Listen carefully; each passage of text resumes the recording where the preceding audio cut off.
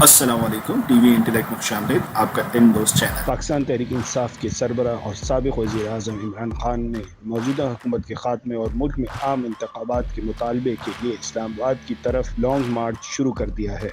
یہ مارچ بہت کامیابی سے جاری تھا کہ 7ویں روز 3 نومبر کو وزیر آباد کے مقام پر لانگ مارچ پر فائرنگ کی جاتی ہے اور اس قاتلانہ حملے میں تحریک انصاف کے چیئرمین عمران خان زخمی ہوتے ہیں اور ان کے پیروں پر 2 گولی لگتی ہے۔ اس کے علاوہ بہت سارے افراد زخمی ہوتے ہیں اور ایک شخص کے ہلاک ہونے کی بھی اطلاع بھی ہے۔ سورسز کے مطابق ملٹیپل جگہوں سے حملہ کیا گیا تھا، جس میں سے ایک حملہ آور پکڑا گیا۔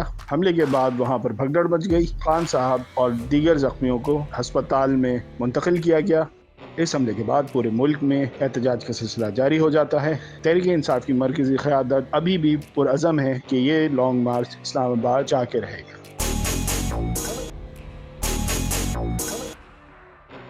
یہ پہلا موقع نہیں ہے کہ جب اپنے مطالبات کے لیے کسی سیاسی جماعت نے لانگ مارچ کا اعلان کیا۔ اس سے قبل بھی متعدد لانگ مارچ اور دھرنے ہو چکے ہیں، تاہم کوئی بھی لانگ مارچ اور دھرنا بظاہر اپنے مقاصد کے حصول میں کامیاب نہیں ہو سکا۔ پاکستان کی سیاسی تاریخ احتجاج، جلسوں، جلوسوں، دھرنوں اور لانگ مارچ سے بھری پڑی ہے۔ حالیہ اشروں میں اس میں نہ صرف بہت حد تک اضافہ ہوا ہے، بلکہ غیر معمولی حد تک طویل بھی ہوتے جا رہے ہیں یہ لانگ مارچ۔ اس ویڈیو میں ہم لانگ مارچ کی تاریخ کے بارے میں آپ کو بتائیں گے، تو آپ ہمارے ساتھ رہیے اور ہمارے چینل کو سبسکرائب کر لیں تاکہ آپ کو اس طرح کی انفارمیٹیو ویڈیوز ملتی رہیں۔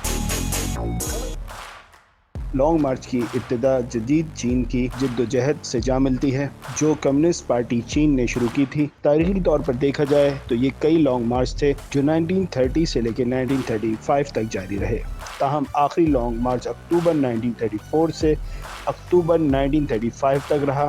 اس میں کمیونسٹ لیڈروں نے ایک اندازے کے مطابق 370 دنوں میں 9000 کلومیٹر کا فاصلہ طے کیا۔ پاکستانی سیاست میں سیاسی تحریکوں کا سلسلہ تو بہت پرانا ہے، جو ایوب خان، ذوالفقار علی بھٹو، ضیاء الحق، ان سب دوروں میں اپنے عروج پر رہا اور کئی طرح کی تحریکیں چلی۔ تاہم لانگ مارچ کا سلسلہ 90 کی دہائی میں پاکستان میں شروع ہوا۔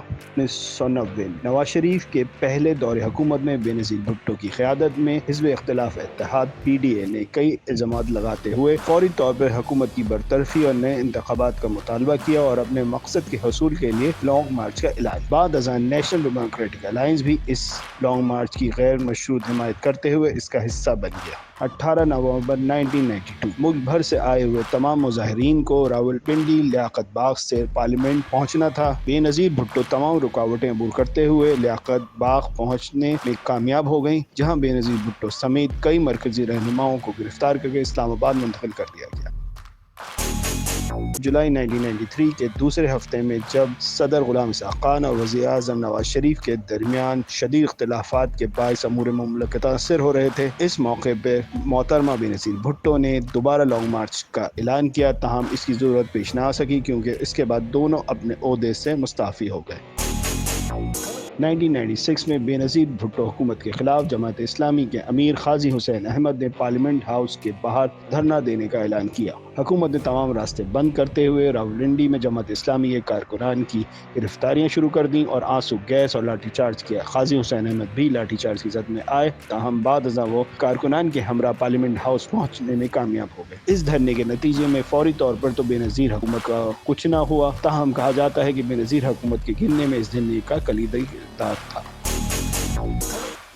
سن 2007 میں جنرل پرویز مشرف نے اس وقت کے چیف جسٹس افتخار محمد چودھری کو برطرف کیا تو ملک بھر میں احتجاجی تحریکوں کا سلسلہ شروع ہو گیا، جس کی قیادت وکلا کر رہے تھے۔ بعد میں پاکستان پیپلز پارٹی کی حکومت برسر اقتدار آئی تو اس وقت کے وزیر اعظم یوسف رضا گیلانی نے ججوں کو بحال نہیں کیا۔ ان حالات میں چیف جسٹس افتخار چودھری کی بحالی کے لیے سپریم کورٹ بار اور دیگر وکلا انجمنوں کی جانب سے اسلام آباد پارلیمنٹ ہاؤس تک احتجاجی لانگ مارچ کیا گیا۔ اس لانگ مارچ کو نون لیگ، جماعت اسلامی، تحریک انصاف کی مکمل حمایت حاصل تھی۔ 10 جون سے مارچ کے شرکاء نے سفر کا آغاز کیا۔ امکان تھا کہ لانگ مارچ کے شرکاء اسلام آباد پہنچ کر دھرنا دیں گے۔ حکومت نے مظاہرین کو پارلیمنٹ ہاؤس کے باہر احتجاج کی اجازت دے دی تھی۔ یہ احتجاج مکمل پرامن رہا اور 14 جون کو جب تمام تقاریر مکمل ہو گئیں تو اعتزاز احسن، جو اس احتجاج کی قیادت کر رہے تھے، اچانک دھرنا نہ دینے کا اعلان کرتے ہوئے لانگ مارچ ختم کر دیا۔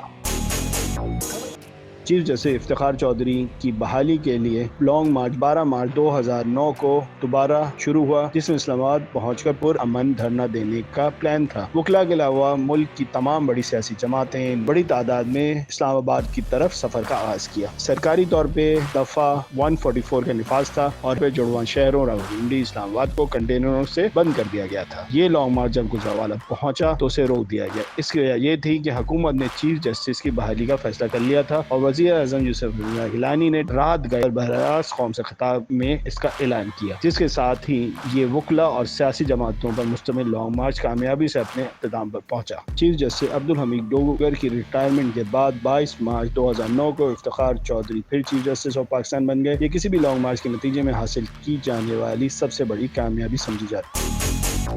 13 جنوری 2013 کو منہاج القرآن کے سربراہ ڈاکٹر طاہر القادری نے اپنے کارکنوں اور ہمدردوں کے ہمراہ اپنے مطالبات کی منظوری کے لیے لاہور سے لانگ مارچ کا آغاز کیا۔ ان کے پروگرام میں اسلام آباد پہنچنے کے بعد دھرنا شامل تھا۔ ان کا کارواں جی ٹی روڈ سے ہوتا ہوا اسلام آباد پہنچا۔ انہیں سرکاری طور پر صدر اور وزیر اعظم درجے کی سیکورٹی فراہم کی گئی تھی۔ 14 جنوری کو لانگ مارچ کے شرکا اسلام آباد پہنچے اور 3 دن سخت سردی میں دھرنے دینے کے بعد 17 جنوری کو حکومت کے ساتھ مذاکرات کے بعد ایک معاہدے پہ پہنچنے پر یہ مارچ اختتام پذیر ہوا۔ اس معاہدے پہ وزیر اعظم راجہ پرویز اشرف اور اس وقت کے صدر آصف علی زرداری نے دستخط کیے تھے۔ بعد ازاں یہ معاہدہ بھی وقتی طور پر احتجاج کے خاتمے کا ایک بہانہ ثابت ہوا اور اس پر عمل نہ ہو سکا۔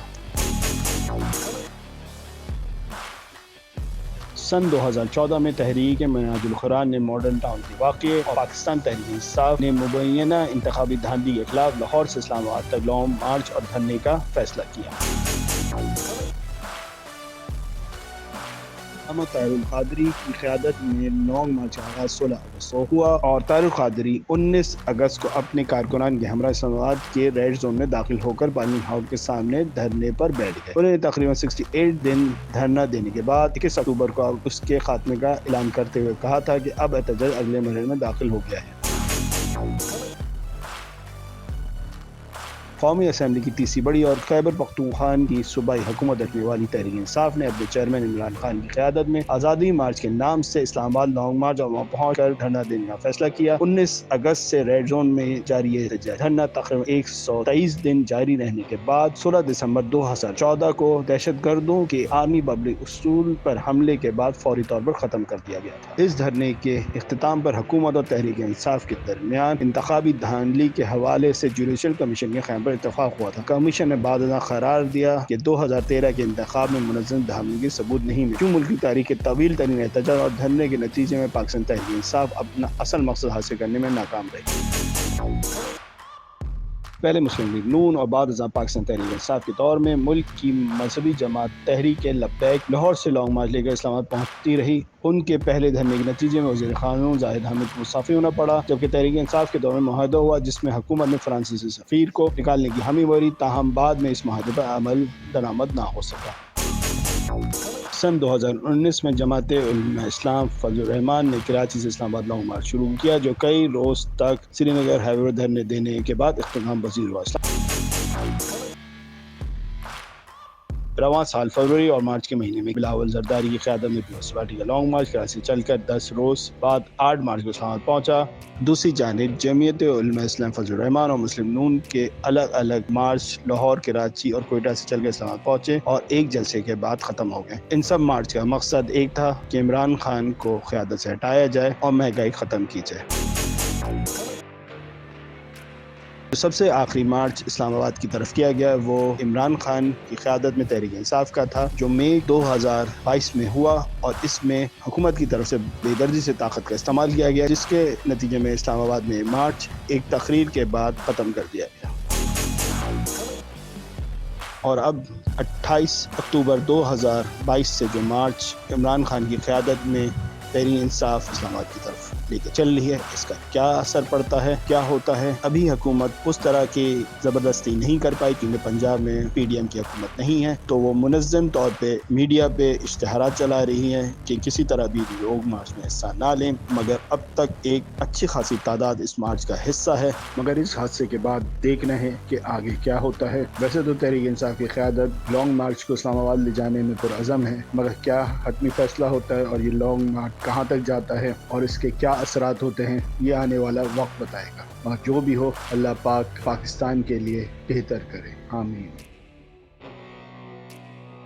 دوستوں اس انفارمیٹیو ویڈیو کو ضرور شیئر کیجیے گا اور ہمارے چینل کو سبسکرائب کر کے بیل آئیکن پہ بھی کلک کر دیں تاکہ ہماری حوصلہ افزائی ہو۔ شکریہ۔